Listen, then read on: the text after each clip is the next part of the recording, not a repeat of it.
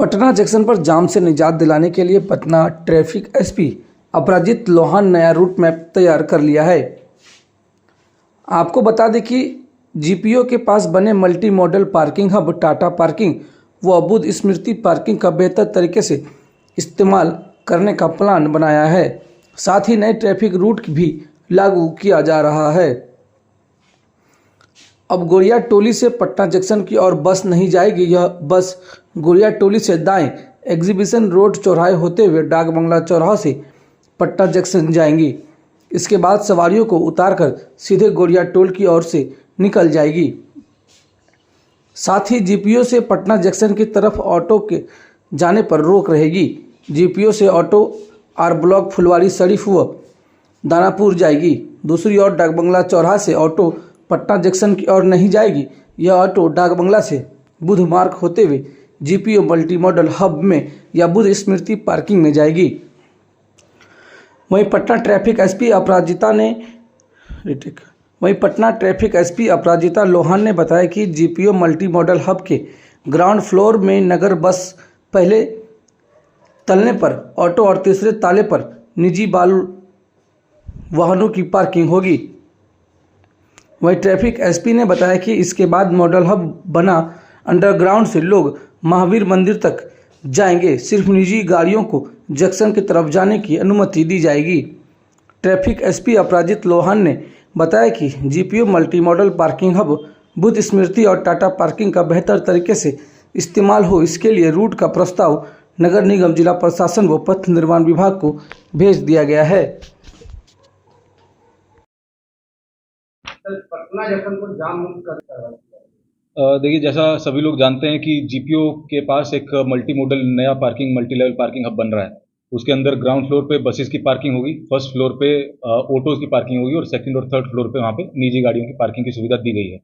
वहीं से उसको अंडरपास से डायरेक्टली कनेक्ट किया गया है महावीर मंदिर के पास जो निकलेगा पटना जंक्शन पे। तो उसी को मद्देनजर रखते हुए पटना ट्रैफिक पुलिस के द्वारा वहाँ पे, क्योंकि अब पटना जंक्शन के आसपास लगभग 3 से 4 पार्किंग है जो कि काफ़ी अनयूज्ड भी हैं, और उनको अगर यूज़ किया जाएगा तो पटना जंक्शन की यातायात व्यवस्था को सुधारा जा सकता है। उसी को मद्देनजर रखते हुए पटना ट्रैफिक पुलिस के द्वारा अभी सभी विभागों को, जो आरसीडी है, नगर निगम है, सिविल एडमिनिस्ट्रेशन डिपार्टमेंट है, सभी लोगों के पास एक पटना पुलिस के द्वारा ट्रैफिक प्लान बना करके भेजा गया है, मंतव्य मांगा गया है। उसके अंदर कुछ हमारी तरफ से ये सुझाव हैं कि जो GPO multi model parking hub बन रहा है उससे केवल वो ऑटोज़ और टोटो खुलेंगे 3 व्हीलर जो कि आर ब्लॉक की तरफ जाएंगे। आर ब्लॉक से उनको जहाँ पर भी जाना है वो जा पाएंगे, लेकिन पटना जंक्शन की तरफ नहीं जा पाएंगे। तो वहाँ पे लेफ्ट टर्न के लिए एकदम 100% प्रतिबंधित वो रहेगा। इसी तरीके से जो बुद्धा स्मृति पार्किंग है, वहाँ से केवल वो ऑटोज़ खुलेंगे जो कि फ्रेजर रोड होकर के गांधी मैदान जाएंगे या फिर इनकम टैक्स गोलंबर डाक बंगला जहाँ पे उनको जाना है वहाँ वो जा पाएंगे। उनके लिए भी राइट टर्न जो है वो प्रतिबंधित रहेगा, वो केवल लेफ्ट टर्न होकर के वहाँ से जा पाएंगे। सेम तरीके से जो टाटा पार्क वाली पार्किंग है, वहाँ से केवल वो ऑटोज़ या फिर ई रिक्शा खुलेंगे जिनको गोरिया टोली की तरफ जाना है, तो वो लोग भी जंक्शन की तरफ आना उनको अलाउड नहीं होगा। बीच में से पिलर नंबर 13 पिलर नंबर 14 के बीच में जो कट है वो वहीं से पहले घूम करके वहाँ से जा पाएंगे। ये ऑटोज़ का पार्किंग और उनके यातायात की व्यवस्था है। साथ ही साथ इसके अंदर जो बसेस का प्लान है वो भी हम लोगों ने चेंज किया है। जिस तरीके से जीपीओ से पटना जंक्शन की तरफ ऑटोज़ का प्रतिबंध रहेगा, उसी तरीके से गोरिया टोली से पटना जंक्शन की तरफ भी बसेस का प्रतिबंध रहेगा। गोरिया टोली मतलब जो आपका कंकड़बाग, राजीव नगर और अन्य एरिया से जितनी भी बसेस उस रास्ते से गोरिया टोली की तरफ आएंगी, तो गोरिया टोली से उनको कंपलसरी राइट होकर के वो एग्जीबिशन रोड चौराहा की तरफ जाएंगी। वहाँ से वो डाक बंगला और डाक बंगला से फ्रेजर रोड होते हुए पटना जंक्शन वो आएंगी। डायरेक्टली पटना जंक्शन वो नहीं जाएंगी। इससे 2 चीज़ें होंगी। एक तो जो गोरिया टोली से जब हमारा बस आता है पटना जंक्शन पे तो वो गोलंबर से घूमता है, जिसकी वजह से जो बड़ा वाहन है उसको घूमने में समय लगता है, जिस वजह से वहाँ पे ज़्यादा चौक हो जाता है। दूसरी चीज़, जंक्शन पे लगा करके ही काफ़ी बस वाले वहाँ पे अपना सवारी चढ़ाते हैं, उतारते हैं, जिस वजह से और जाम की वहाँ पे असुविधा लोगों को होती है। तो इसलिए गोरिया टोली से उनका जंक्शन की तरफ आना प्रतिबंधित कर दिया जाएगा। सेम जो आपका डाक बंगला है, डाक बंगला से फ्रेजर रोड की तरफ से पटना जंक्शन की तरफ ऑटोज़ का आना भी प्रतिबंधित रहेगा। ऑटोज़ के लिए भी ये केवल बुद्धा स्मृति से जो डाक बंगला की तरफ जा रहा है उसी वन वे में ऑटोज़ चलेंगे। वो उसके बाद वहाँ से अपना बुद्धा मार्ग पकड़ते हुए बुद्धा स्मृति पार्क में या फिर जीपीओ वाली पार्किंग में आ पाएंगे, लेकिन अपोजिट यू टर्न लेकर के नहीं आ पाएंगे।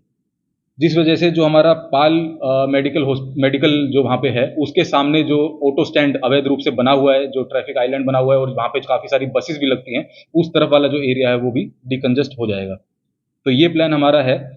जैसे ही मल्टी मॉडल पार्किंग हब हमारा जीपीओ वाला स्टार्ट होगा, जिसकी उम्मीद इस महीने के एंड तक है, नगर आयुक्त सर के द्वारा ये हमें बताया गया है। जैसे ही वो स्टार्ट होगा उसके बाद इसको लगभग एक हफ्ता पायलट बेसिस पे इस ट्रैफिक प्लान को चलाया जाएगा और यदि ये सक्सेसफुल होता है तो इसको 100% रूप से इम्प्लीमेंट किया जाएगा। सर, जो ट्रेन पकड़ने के लिए पटना जब चल जाएंगे उनके पास काफी सामान रहता है, उसके लिए क्या गाइडलाइन जारी रहेगा? देखिए, जो निजी वाहन है, निजी वाहन के लिए वहाँ पे आपका जो जीपीओ पार्किंग है उसके अंदर सेकंड फ्लोर और थर्ड फ्लोर दोनों वहाँ पे रहेगा। वहाँ पे लिफ्ट की सुविधा है।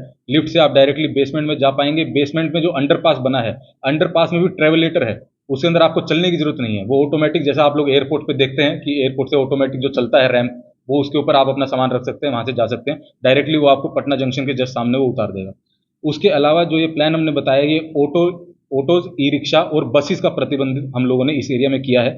काफ़ी सारे जो निजी वाहन ऐसे होते हैं, जो फॉर एग्जांपल जो कैब ड्राइवर भी हैं, वो लोग अगर वहाँ पे बुद्धा स्मृति के सामने या फिर जो उनका हम निर्धारित स्थल करेंगे वहाँ पर जा करके सवारी को उतार पाएंगे। तो निजी गाड़ियों के लिए और कैब के लिए वहाँ पे प्रतिबंध हम लोग नहीं लगा रहे हैं।